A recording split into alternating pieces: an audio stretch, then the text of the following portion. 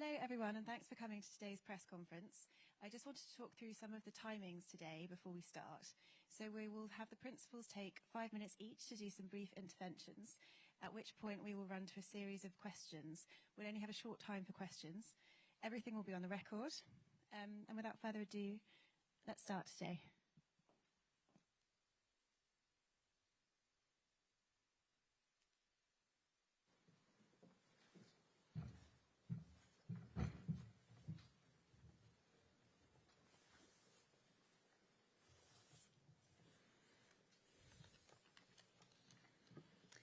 Good afternoon.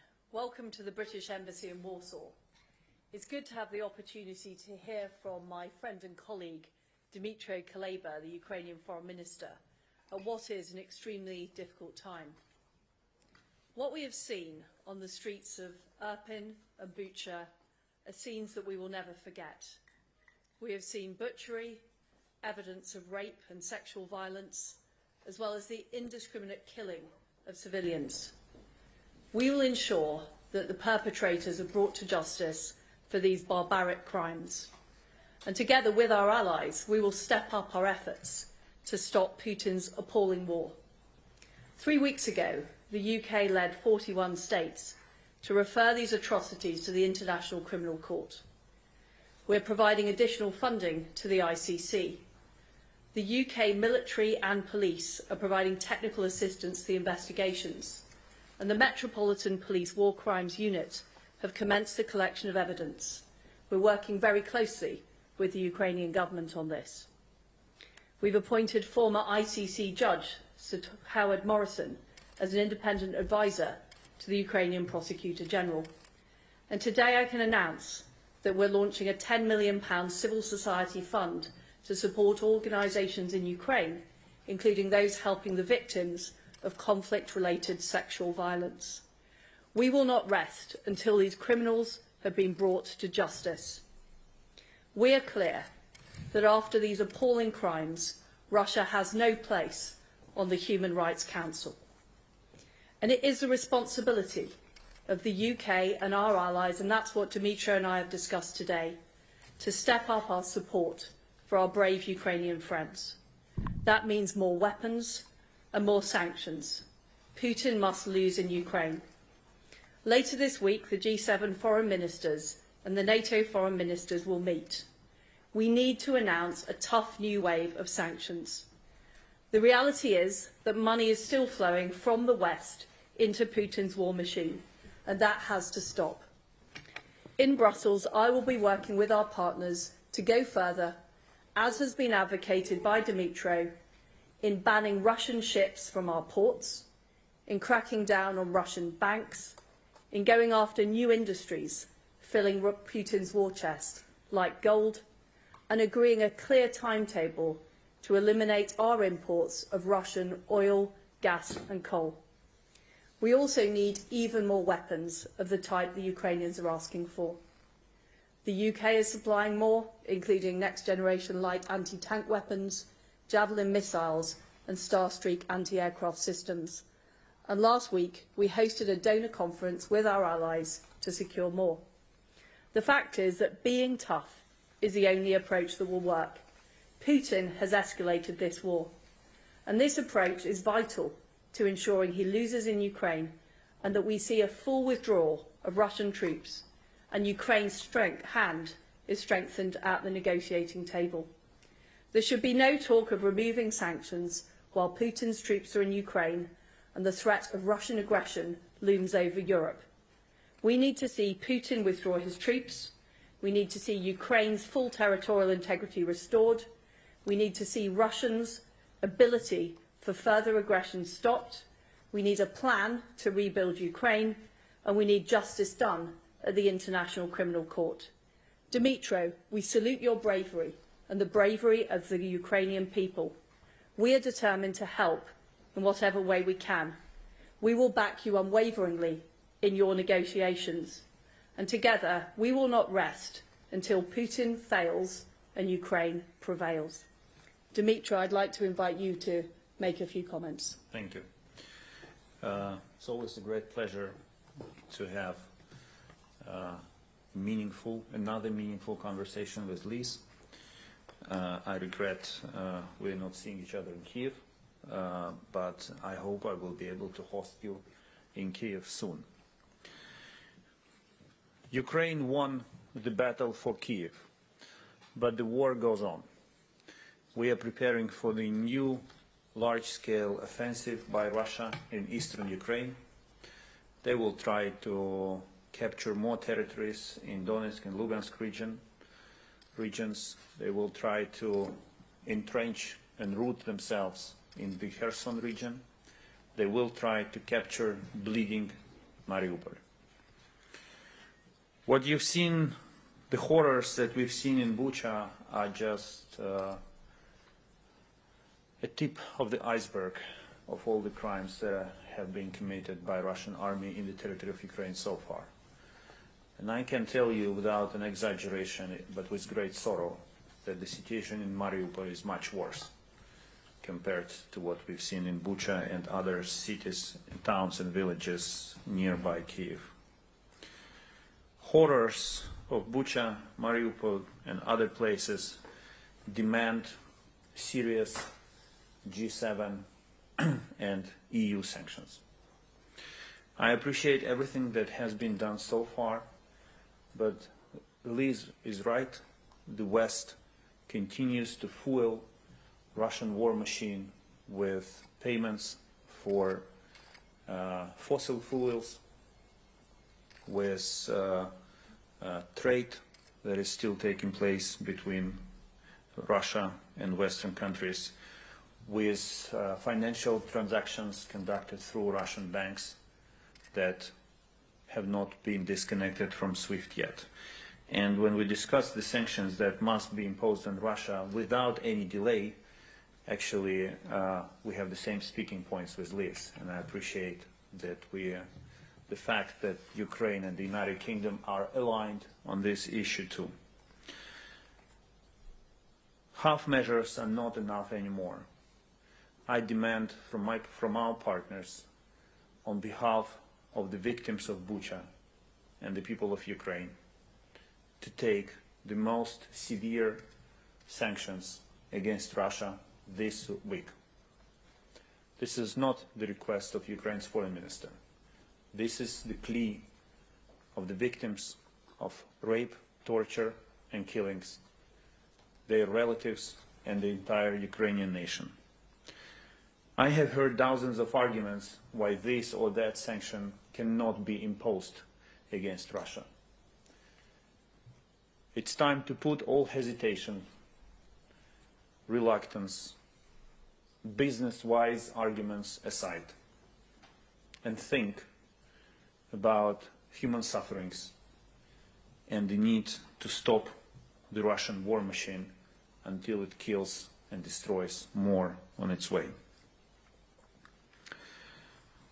I invite foreign representatives, my colleagues, those who still have doubts whether to disconnect Russian banks from SWIFT or to continue buying Russian gas, oil and coal, or to receive Russian vessels in ports and process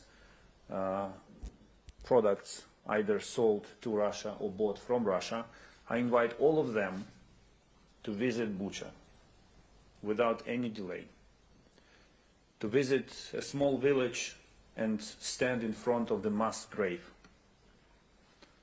to see the bodies of dead Ukrainian women who had been raped before being killed and whom the Russians tried to set on fire to hide the traces of their crimes.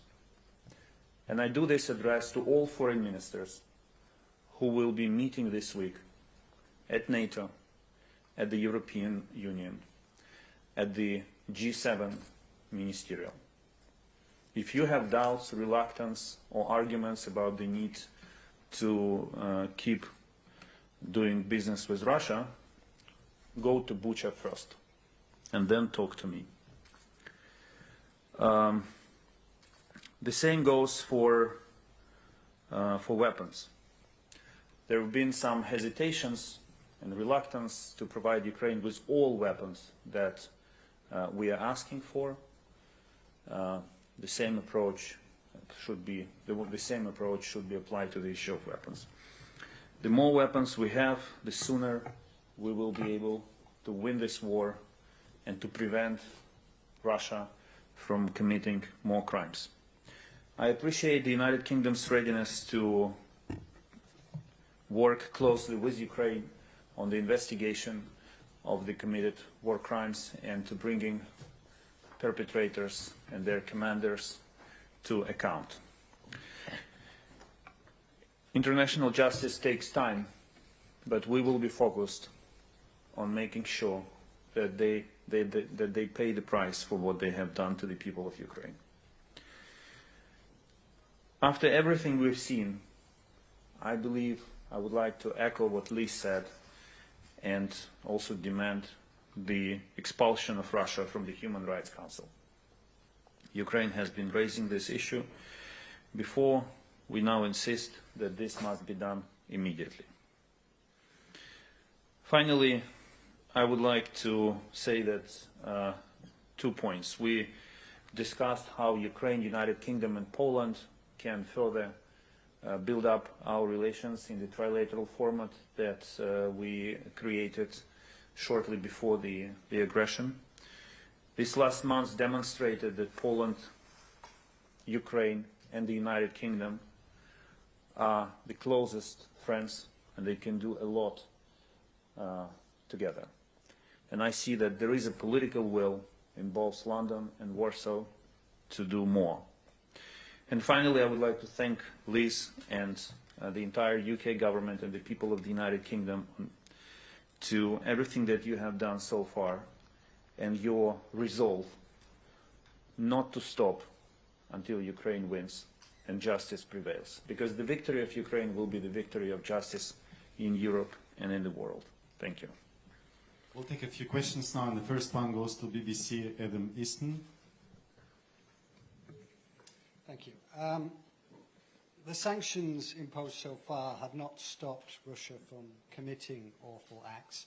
You mentioned some of the things that you're proposing, barring Russian ships from ports, the UK from stopping buying Russian energy. Can you give us some detail or a date specifically of when you would like to introduce that?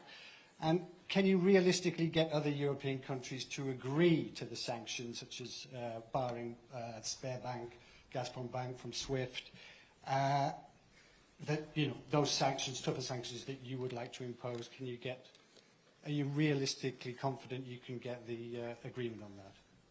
We have shown a unified approach so far. We've done 4 waves of sanctions. We have crippled the Russian economy. We've sent it back 15 years. But I'm very clear we need to do more. We need to do more on oil and gas, which are key to funding Russia's war machine. We've agreed that the United Kingdom will end our imports of oil by the end of this year.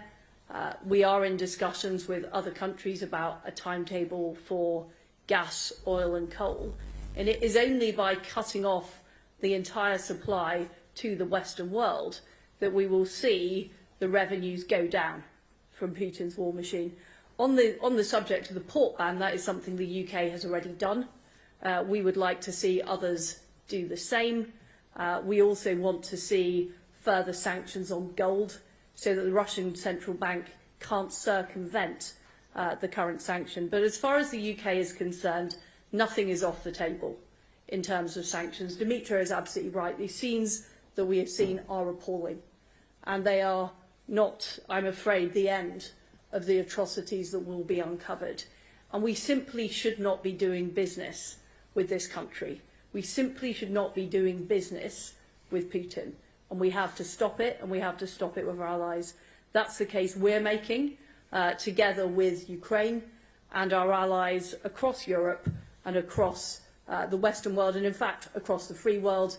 We also have the Japanese Foreign Minister that will be here this week as well. We have some Ukrainian media here, Ukraina 24, if you're here. Мікрофон, будь ласка. Україна-24. Пане міністр, скажіть, будь ласка, як ви вважаєте, той саміт G7, що має відбутися незабаром, питання про запровадження енергетичного ембарго, наскільки ці розмови можуть стати реальністю? Чи буде це запроваджено, це ембарго? І маю ще таке запитання. У п'ятницю до Британії, до Лондона має прибути Олаф Шольц і має бути розмова з Борисом Джонсоном з приводу збільшення тиску і санкцій на Росію. Як ви вважаєте, чи будуть ці перемовини результативними? Дякую. Just a moment for translation. So the first question is about the forthcoming G7 summit. How realistic do you think the energy embargo is going to be?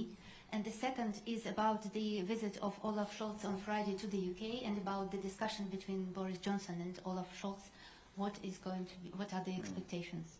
Yeah, I will respond in Ukrainian if you don't mind. Ми вже почали роботу ще на вихідних з країнами Сімки для того, щоб зустріч міністрів закордонних справ Сімки в четвер стала успішною з точки зору застосування всіх тих санкцій, які я озвучив, в тому числі нафтогазового ембарго. So we started discussions with the G7 countries last weekend so that we could have a proper consultation on energy embargo well in advance of the event. Я не можу зараз сказати, чи ці санкції будуть застосовані в четвер, тому що остаточне рішення залежить не від України. Ми, на жаль, ще не належимо до групи 7. I cannot say for sure that this embargo will come into force straight away on Thursday, because unfortunately Ukraine is not one of the G7 countries. Not yet. Not yet. Але я хочу повторити українською те, що я говорив англійською. Я знаю, що у деяких країн, які належать до групи 7, все ще є сумніви щодо доцільності застосування тих чи інших санкцій. So I'm going to say again in Ukrainian what I just said a couple of minutes ago in English, that in some G7 member states there are still doubts about the use of these sanctions and embargo. Тому я запрошую цих колег, у мене особисті з ними дуже добрі стосунки, але я запрошую їх відвідати до міністерської своєї зустрічі в четвер Бучу і розвіяти будь-які сумніви. So I'm going to invite these colleagues before the summit to Bucha, so that any doubts could be eliminated. Не в усіх, в кожній країні рішення не залежить лише від міністра закордонних справ, тому я пропоную цим колегам взяти також будь-кого з їхніх урядів, з тих, хто сумнівається, і також відвідати Бучу. My invitation, as the decision by the country does not only depend on the foreign minister's decision, I invite my colleagues to take whoever they would like to invite for this visit with them, so that they can witness it with their own eyes.